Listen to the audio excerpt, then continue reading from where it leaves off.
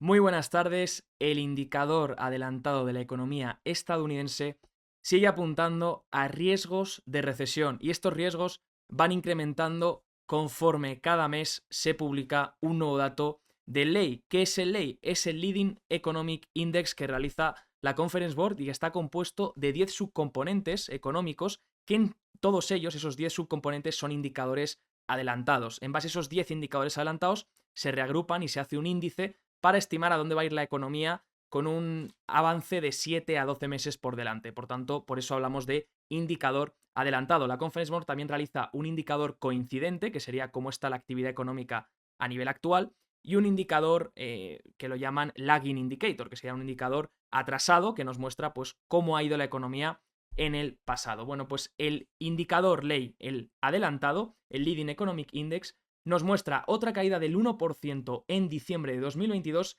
seguido, recordemos, de una caída que ya hubo del 1,1% en el mes de noviembre. Ahora mismo el ley ya está un 4,2% de caída en su temporalidad si miramos en los últimos 6 meses. Por tanto, llevamos un 4,2% de caída en los últimos 6 meses.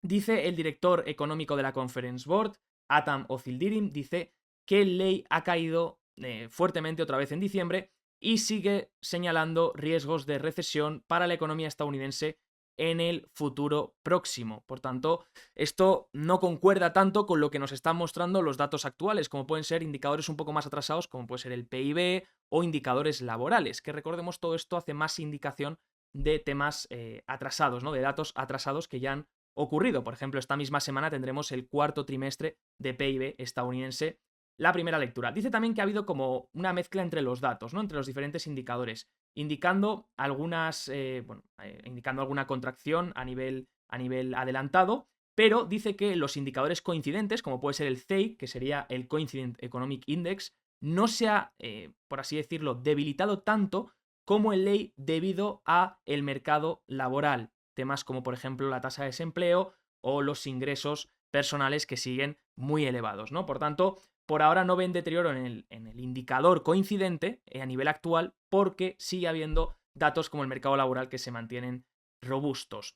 Aún así, dicen que, por ejemplo, la producción industrial, que también es un componente de ese indicador coincidente, lleva cayendo 3 meses seguidos. Dicen también que, en general, la actividad económica posiblemente se vuelva negativa en los siguientes trimestres después de volver a recuperar para el último final de trimestre, el último trimestre de 2023. Aquí nos dan el dato del Coincident Economic Index, que sería ese índice coincidente, que ha incrementado un 0,1%, mientras el adelantado está bajando en diciembre otra vez un 1%.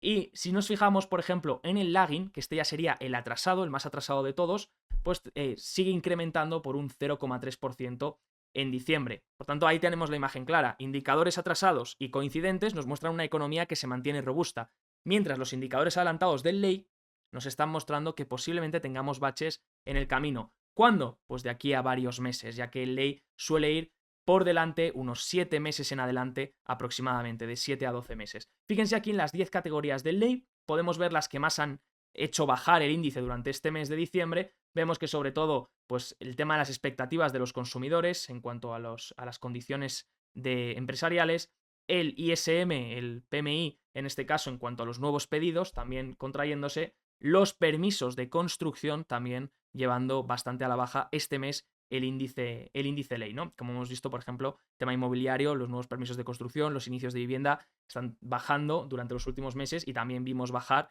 las ventas de casas existentes mucho. De hecho, el récord histórico de caída en términos interanuales. Y aquí tenemos el cambio a 6 meses de ley, como vemos ya, en términos negativos, cambiando a 6 meses. Y fíjense que eso suele coincidir con anteriores recesiones. Aquí tenemos una tabla de macro compass que nos muestra cómo el ley suele ser un indicador bastante fiable del inicio de una recesión. Fíjense cómo normalmente va muchos meses por delante.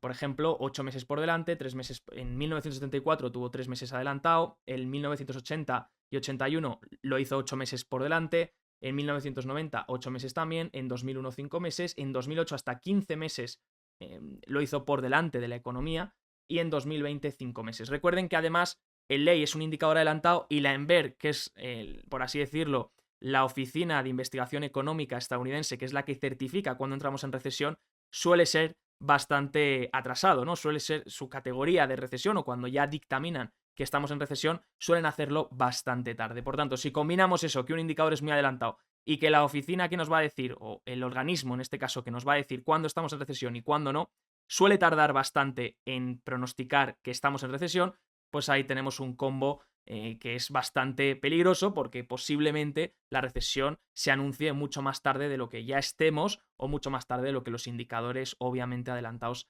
están mostrando. Sea como sea, el mercado sigue atento a este cuarto trimestre de presentación de PIB estadounidense, que parece ser que todavía va a mantenerse fuerte. Recordemos, indicadores coincidentes todavía fuertes, indicadores atrasados también, indicadores adelantados no muestran esa misma imagen.